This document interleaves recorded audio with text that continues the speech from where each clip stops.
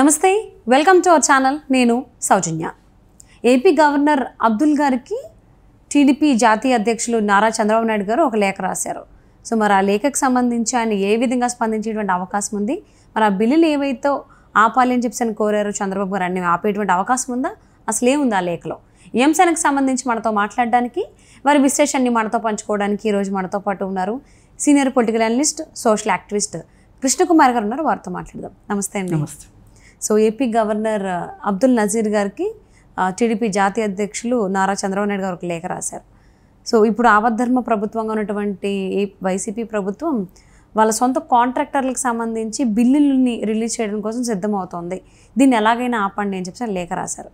So దానికి పాజిటివ్గా react అయ్యేటువంటి అవకాశం ఉందా ఏపీ గవర్నర్ గారు? అసలు ఆ లేఖలో ఇంకే ఇతర అంశాలు ఉన్నాయి?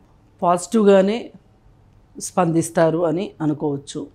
ఎందుకంటే ఇప్పుడు చంద్రబాబు నాయుడు గారు ఏవైతే అడిగారో అవేవి కూడా ప్రజా వ్యతిరేకమైనవి ఏం కాదు, లేదు ఆయన సొంతానికి అడిగినవి కూడా కాదు. అవును, ఏది అడిగినా కానీ రాష్ట్రానికి సంబంధించే అడిగారు ఆయన.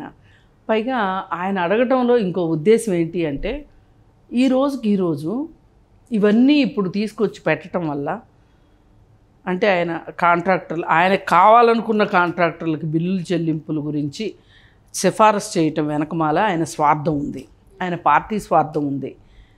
మరి అసలు లబ్ధిదారులకి చేరాల్సిన ఖాతాలు ఉంటాయి కదా, బటన్ నొక్కేవి, ఆ ఖాతాలు ఆఖరి నిమిషం వరకు వాటిల్లో ఈయన నొక్కినా కానీ డబ్బులు లేని పరిస్థితి ఎందుకు వచ్చింది? మళ్ళీ సడన్గా కరెక్ట్గా ఎలక్షన్ కోడ్ ఉన్న సమయంలో, ఎలక్షన్స్కి ముందు, పోలింగ్ కరెక్ట్గా 2 రోజుల ముందు డబ్బులు ఇవ్వాలి అని అనుకోవటంలో కుట్రేంటి? మళ్ళీ ఇది ఎన్నికల కోడ్ ఉన్న సందర్భంలో ఇది కరెక్ట్ కాదు కదా అని ప్రశ్నించిన వాళ్ళని వీళ్ళు ప్రజా వ్యతిరేకులు, వీళ్ళు ద్రోహులు అని ఓటర్లను రెచ్చగొట్టడానికి ప్రతి మాటని వాడుకోవటం చూసాం మనం వైసీపీ ప్రభుత్వం. అయితే దానిలో భాగంగా ఇప్పుడు వాళ్ళకి ఒకటి అర్థమైపోయింది, ఇప్పుడు మళ్ళీ మనం గెలిచేది కష్టము అనేది అర్థమైన తర్వాత, రేపు ప్రభుత్వం మారిన తర్వాత, ఇంతకుముందు 2014లో కాంట్రాక్టులు చేసిన కాంట్రాక్టర్ల బిల్లులు ఇవ్వటానికి ఎంత ఇబ్బందులు పెట్టారో, కొంతమంది అయితే ఆత్మహత్యలు చేసుకున్నారు, కొంతమంది కోర్టులకు వెళ్ళారు. కోర్టులో ఏమిచ్చారంటే, పని అయిపోయిన తర్వాత నువ్వు ఏ కారణంతో నువ్వు బిల్లు సెటిల్ చెయ్యవు, బిల్లు కానీ సెటిల్ చెయ్యకపోతే 14% ఇంట్రెస్ట్ వేసి ఇవ్వాలి ప్రభుత్వము అని తీర్పులను కూడా బేఖాతరు చేశారు. అంటే కోర్టు తీర్పులు కూడా వీళ్ళకి లెక్కలేదు. అట్లా చేసి వేధించారు కదా, వాళ్ళకి అవన్నీ గుర్తొస్తున్నాయి ఇప్పుడు. అరే మనం అప్పుడు అలా చేశాం కదా, రేపొద్దున చంద్రబాబు నాయుడు కూడా ఈ నా ప్రభుత్వంలో ఉన్న కాంట్రాక్టర్లకి బిల్లులు ఇవ్వను అంటే ఏంటి పరిస్థితి అనేది ఆలోచించేసరికి అతనికి గుండెల్లో రైళ్లు పరిగెట్టి గవర్నర్ గారికి ఓ లెటర్ రాసి పారేసేసాడు. ఏంటి, వాళ్ళందరికీ రిలీజ్ చేయండి అని. మరి వీళ్ళు ఏమంటారంటే, చంద్రబాబు నాయుడు గారు రాసిన లేఖ ఏంటి అంటే, అసలు ఓవర్ డ్రాఫ్ట్లు, రిజర్వ్ బ్యాంక్ దగ్గర నుంచి మనం ఓవర్ డ్రాఫ్ట్లు తీసుకుని డబ్బులు వాడుకునేంత దారుణమైన ఆర్థిక పరిస్థితిలో మనం ఉన్నప్పుడు కాంట్రాక్టర్లకు ఇవ్వాల్సిన డబ్బుల గురించి అంత కంగారు దేనికి? వాళ్ళకి ఇంకా టైం ఉంది కదా అంటే, మళ్ళీ పైగా ఆయన ఎంచుకున్నది ఎవరిని? తన పార్టీకి సంబంధించిన కాంట్రాక్టర్లకే వాళ్ళ శ్రేయస్సు గురించి, వాళ్ళ వెల్ఫేర్ గురించే ఆలోచించాడు ఆయన. వాళ్ళకి బిల్లులు చెల్లించమని. రేపొద్దున తను సీఎంగా దిగిపోయిన తర్వాత బిల్లులు ఇవ్వలేకపోతే ప్రాబ్లం అవుతుంది కదా, అందుకోసం అని చెప్పి ఈ జగన్నాటకం మొదలెట్టాడనమాట. ఈ జగన్నాటకాన్ని పసిగట్టి వీళ్ళు గవర్నర్కి లెటర్ రాశారు. ఆంధ్రప్రదేశ్ ఉన్న ఆర్థిక పరిస్థితుల దృష్ట్యా కొన్ని పోస్ట్పోన్ చేయగలిగినవి ఉంటే పోస్ట్పోన్ చేసుకుందాం, తప్పే ఉంది. అత్యవసరమైన వాటికి వాడుకుందాం, అత్యవసరంగా వాడుకోవాల్సినవి ఉంటాయి. ఇప్పుడు జీతాలు,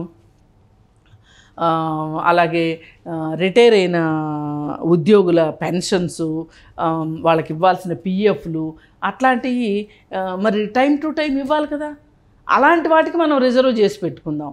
అలాగే ఇప్పుడు కొన్ని హాస్పిటల్స్ ఆరోగ్యశ్రీకి మాకు డబ్బులు చెల్లించలేదు అని వైద్యం చేయమంటున్నారు.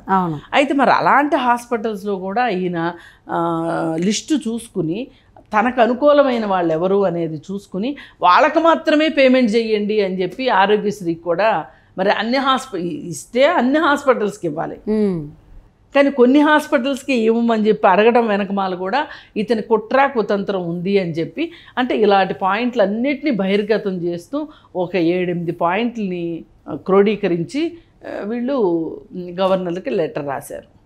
ఏదేమైనా ఆ గవర్నర్కి రాసిన లేఖతోటి మనం కూడా ఏకీభవించవచ్చు. ఎందుకంటే ప్రభుత్వం ఇప్పుడు మన ఖజానా ఆర్థిక పరిస్థితి బాగలేదు. దానికి నువ్వు చేసిన ఇబ్బడి ముబ్బడిగా చేసిన బటన్ నొక్కుడు కార్యక్రమాలు కావచ్చు, లేదు సంక్షేమము అని చెప్పి ప్రజల ఓట్లు తీసుకోవటానికే నువ్వు సంక్షేమం చేస్తున్నావు తప్పితే ప్రజల మీద ప్రేమ లేదు అనే సంగతి అర్థమైపోయింది. మరి ఇవన్నీ నువ్వు చేస్తూ ఉన్నప్పుడు ఈ రోజు హఠాత్తుగా నీకు కావాల్సిన వాళ్ళు అక్కడ లిస్టులో ఉండేసరికి వాళ్ళకి డబ్బులు ఇప్పించుకోవటం కోసం నువ్వు ఖజానా ఖాళీగా ఉన్నప్పుడు కూడా నువ్వు ప్రయత్నం చేయటం ఎంతవరకు కరెక్టు అని చెప్పి వాళ్ళు ప్రశ్నిస్తున్నారు. ఒక రకంగా ఆంధ్రప్రదేశ్లో ఆర్థిక ఎమర్జెన్సీ అత్యయిక పరిస్థితి అయితే ఉంది. ఎందుకంటే మనకి ఆదాయం రావట్లేదు, అంటే పరిశ్రమలు లేవు, ఉన్నాయి కూడా వెళ్ళిపోతున్నాయి. మనం ఇచ్చే పెన్షన్లు కూడా ఆంధ్రప్రదేశ్లో వాడుకోవటానికి లేకోకుండా చాలామంది పెన్షన్దారులు హైదరాబాద్లో ఉంటున్నారు. మరి ప్రతి నెల 1, 2, 3 తారీఖుల్లో ఇక్కడ పని వాళ్ళందరూ అక్కడికి వెళ్ళి ఆంధ్రాకి వెళ్ళి పెన్షన్ తీసుకుని వస్తున్నారు. ఆ డబ్బులు ఇక్కడ ఖర్చు పెడుతున్నారు.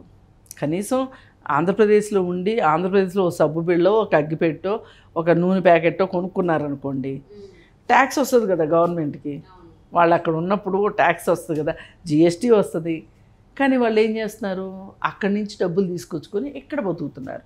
అంటే నువ్వు ఎంత సంక్షేమం చేసినా ఉపాధి కల్పించలేకపోతే, వాళ్ళ కాళ్ళ మీద వాళ్ళు నిలబడలేకపోతే, నువ్వు ఎంత బయట నుంచి సహాయం చేసినా, మీకు ఒక ఎగ్జాంపుల్ చెప్తా. ఒక పేషెంట్ ఉన్నారు. పేషెంట్ అంటే రక్తహీనతతో బాధపడుతున్నారు. ఈ రక్తహీనతతో బాధపడే పేషెంట్కి మీరు ఎన్ని విటమిన్ ట్యాబ్లెట్లు అన్నా ఇవ్వండి, వాళ్ళు కోలుకోరు. కానీ వాళ్ళు ఇంటేక్ అంటే మంచి ఏమనాలి పోషకాహారం తింటే తప్పితే వాళ్ళకి శక్తి రాదు. ఇప్పుడు ట్యాబ్లెట్లు కూడా పనిచేస్తాయి. బాగా రక్తహీనత ఉన్నప్పుడు కేవలం తిండి తిన్నా కుదరదు, కేవలం ట్యాబ్లెట్లు వేసుకున్నా కుదరదు. అంటే ట్యాబ్లెట్లు వేసుకోవాలి, మంచి తిండి తినాలి. అలాగే ఇప్పుడు ఆర్థిక వ్యవస్థలో కూడా చూసుకుంటే మనం సంక్షేమ పథకాల ద్వారా ఇచ్చే డబ్బులు వాళ్ళు ఖర్చు పెట్టుకుంటా ఉన్నారు అంటే దానివల్ల కొనుగోలు శక్తి కూడా పెరుగుతుంది ఎంతో కొంత. కానీ అలా పెరిగే కొనుగోలు శక్తి కంటే కూడా వాళ్ళు ఏ విధమైన కొనుగోలు శక్తి పెరగాలి అంటే వాళ్ళకి ఉపాధి ఉన్నప్పుడు, వాళ్ళు ఒక ఉద్యోగం చేసుకుంటున్నప్పుడు, వాళ్ళు ఒక జీతాన్ని సంపాదించుకోగలిగితే ఆ జీతాన్ని ఖర్చు పెడితే మన గవర్నమెంట్కి మళ్ళీ డబ్బులు వస్తుంటాయి. అవును. సో మరి మాజీ ముఖ్యమంత్రి అలాగే తెలుగుదేశం పార్టీ జాతీయ అధ్యక్షులు నారా చంద్రబాబు నాయుడు గారు రాసినటువంటి లేఖ ఏదైతే ఉందో ఏపీ గవర్నర్ గారికి, సో మరి ఆయన అబ్దుల్ నజీర్ గారు ఎలాంటి నిర్ణయాలు తీసుకుంటారో లేఖలపైన వేచి చూద్దామండి. Thank you so much Krishna Kumar గారు. Thank you.